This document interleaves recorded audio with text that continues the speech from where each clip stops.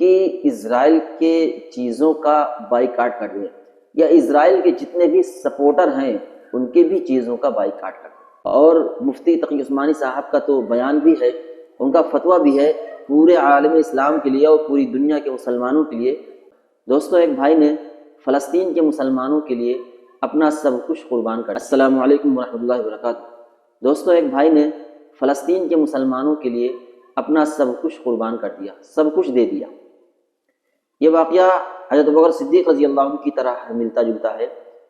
جب آپ صلی اللہ علیہ وسلم نے اعلان کیا، غزوہ تبوک کا موقع تھا کہ سب لوگ بیت المال میں کچھ نہ کچھ لا کر کے جمع کریں، اور حضرت عمر رضی اللہ عنہ اس دن خوش بھی ہوئے کہ آج میں نیکیوں میں حضرت ابوبکر صدیق رضی اللہ عنہ سے آگے نکل جاؤں گا، کیونکہ وہ مالدار تھے، ان کے پاس مال زیادہ تھا۔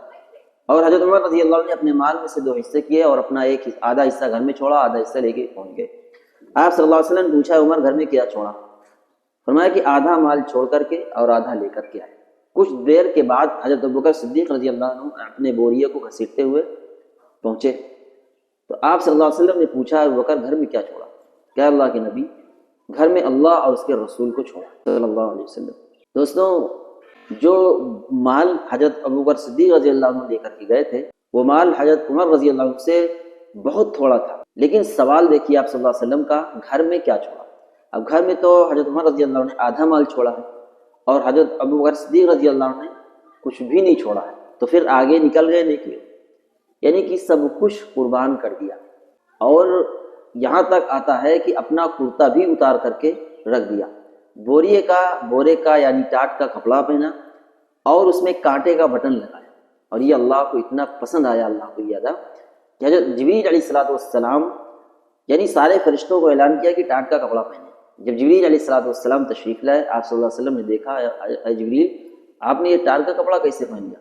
فرمایا کہ حضرت ابوبکر صدیق رضی اللہ عنہ کا یہ جو کپڑا ہے اللہ کو اتنا پسند آیا کہ سارے فرشتوں میں اعلان کروا دیا کہ وہ ٹاٹ کا کپڑا پہنے۔ اور اللہ تعالیٰ پوچھ رہے ہیں ابوبکر صدیق رضی اللہ عنہ سے کہ وہ اس حال میں بھی اللہ سے راضی ہیں یا نہیں۔ حضرت ابوبکر صدیق رضی اللہ عنہ رونے لگے اور کہا، ہاں، اس حال میں بھی میں اللہ سے راضی ہوں۔ اسی طریقے سے ایک فلسطین کے لیے ایک بھائی نے جو اپنے ناموں کا اظہار نہیں کیا ہے، گمنام طریقے سے جو بھی اس کے پاس پیسے، سونے چاندی، جو بھی چیزیں تھیں، اس نے سب کچھ دے دیا ہے فلسطین کے مظلوم مسلمانوں کے لیے۔ اسی طریقے سے آپ بھی جہاں بھی ہیں، جس طریقے سے آپ ان کی مدد کر سکتے ہیں فلسطین کے مسلمانوں کے لیے، وہ آپ اپنے گھر پر رہ کر کے مدد کریں۔